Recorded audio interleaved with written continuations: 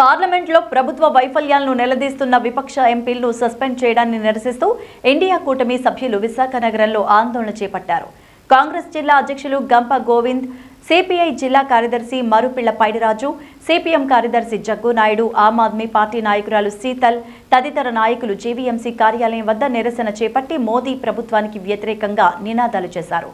ఈ సందర్భంగా ఆయా పార్టీల నేతలు మాట్లాడుతూ పార్లమెంట్లో భద్రతా వైఫల్యంపై నిలదీస్తున్న ప్రతిపక్షాలకు సమాధానం చెప్పలేకే బీజేపీ ప్రభుత్వం నిరంకుశత్వాన్ని ప్రదర్శిస్తోందంటూ మండిపడ్డారు. నమస్కారాలు తెలియజేస్తూ ఈరోజు అఖిలపక్ష నిరసన కార్యక్రమంలో భాగంగా మా ఏఐసిసి అధ్యక్షులు మల్లికార్జున గారు పిలుపు మేరకు, అలాగే ఆంధ్రప్రదేశ్ పిసిసి అధ్యక్షులు గిరికి రుద్రరాజు గారి ఆదేశాల మేరకు ఈరోజు విశాఖపట్నంలో నిరసన కార్యక్రమం తెలియజేయడం జరిగింది. అందులో ఈ బీజేపీ శీతాకాల సమావేశం అంటే ఆయన ఏమనుకుంటున్నారు, ఇంకా పార్లమెంట్ ఎందుకు, ఆ మోడీ గారు అమిత్ షా గారు ఇంట్లో పెట్టుకుంటే సరిపోదు కదా, వాళ్ళు ఇష్టారాజ్యంగా చేయడానికి పార్లమెంట్ పెట్టారా?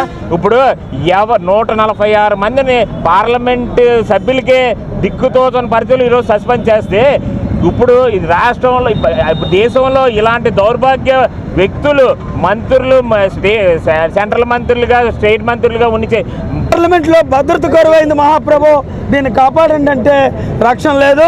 ఈ రక్షణ లేనందుకు నిరసనగా ఇవాళ దేశవ్యాప్తంగా సిపిఐ, సిపిఎం, ఆప్ పార్టీ అలాగే కాంగ్రెస్ పార్టీలు విశాఖపట్నంలో ఇచ్చిన పిలుపు మేరకు నిరసన తెలియజేస్తున్నాం.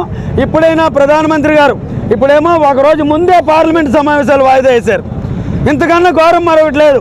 భారతదేశానికి నేను చాలా వెలిగిపోతుందని చెప్పినందుకు ఇదే వెలిగిపోవడం, ఇది చాలా అంచిన విషయమే.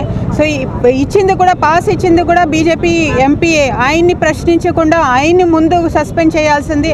ఆయన్ని సస్పెండ్ చేయకుండానే వీళ్ళు వేరే ఎంపీలు భద్రత లేదు అనేసి ప్రశ్నించేదానికి 146 ఎంపీలని సస్పెండ్ చేసి పడేసి ఇప్పుడు ఆల్రెడీ 6 క్రిమినల్ లాస్ని పాస్ చేశారు. ఆ క్రిమినల్ లాస్ ఎటువంటిది అనేది కూడా మీకు తెలిసింది. సో అలాంటి లాస్ని పాస్ చేయడానికి ఈ భద్రత ఇది చేసి భయప్రాంతం ప్రయత్నం చేసింది. ఎంతకన్నా దుర్మార్గం, ఎంతకన్నా ప్రజాస్వామ్య కూలి ఏమైనా ఉందని చెప్పి మేము ప్రశ్నిస్తూ ఉన్నాం.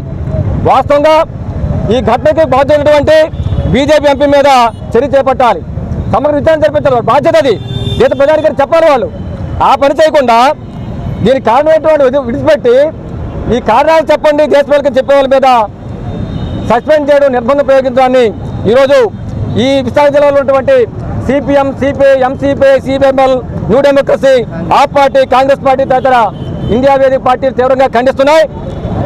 ప్రభుత్వ నిర్బంధాన్ని